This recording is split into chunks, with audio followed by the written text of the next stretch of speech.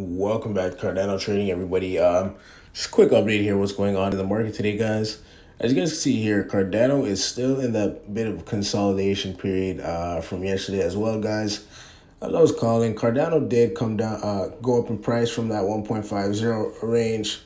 Went up all the way up to about 1.59, 1.57. Came back down for some consolidation here. Back to the 1.53 level, maybe even lower. I think it went to back down to about 1.50 level, and now it's on its way back up to the upside. Flip over to the 4-hour chart here. As we see, to get the confirmation to increase our lot size, it need to pass this 1.60 level here, guys.